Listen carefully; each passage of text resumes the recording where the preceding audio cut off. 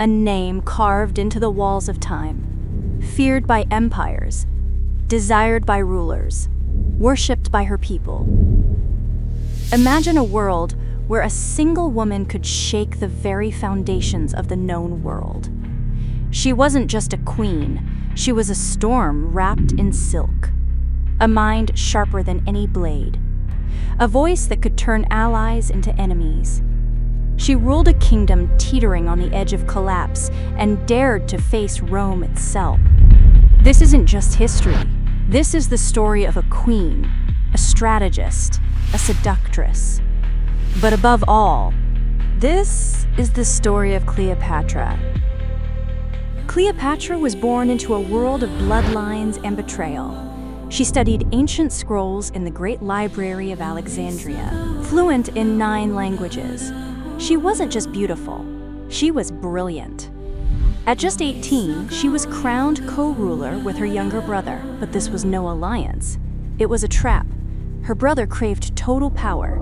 He plotted to kill her, but Cleopatra was always 3 steps ahead. She escaped the palace and went directly to the one man who could change everything: Julius Caesar, the most powerful man in Rome.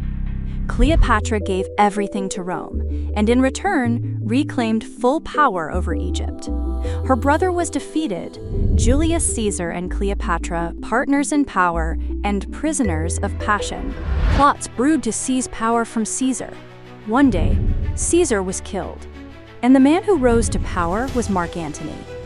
Charismatic, ambitious, and just as dangerous as he was charming.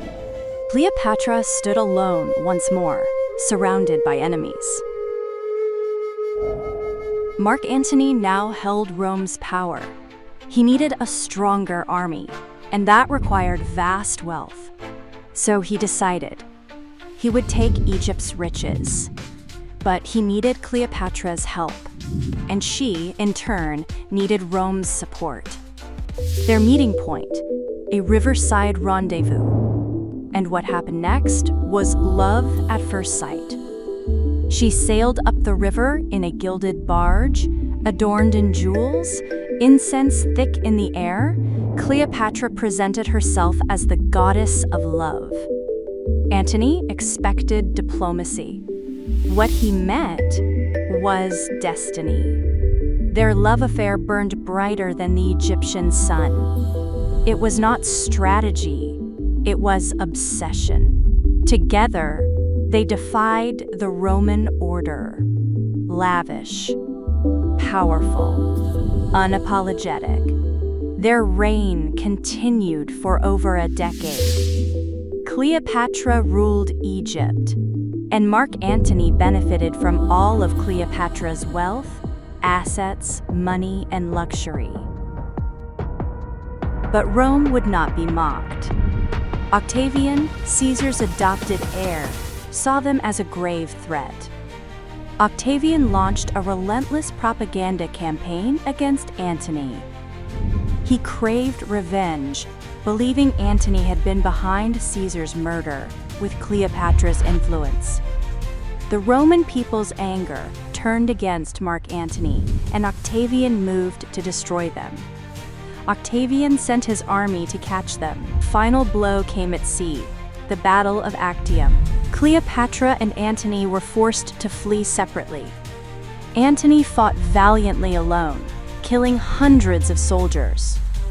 Octavian, knowing their profound love, used it against them. He sent a false message that Cleopatra had been captured and killed. The news shattered Antony. Convinced his life was meaningless without her, he took his own life with his sword. Octavian knew that now, Cleopatra would come, and he could easily capture her. When she heard Mark Antony was killed, she rushed to see him. Antony was still clinging to life, dying in her arms. It was the last act of a tragic romance. But Cleopatra was not yet finished, captured, cornered.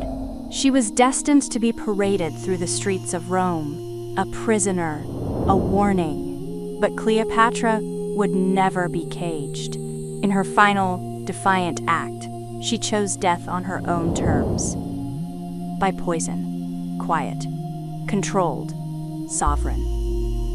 Cleopatra was the last pharaoh of Egypt, but her story, her power, her legend has never faded.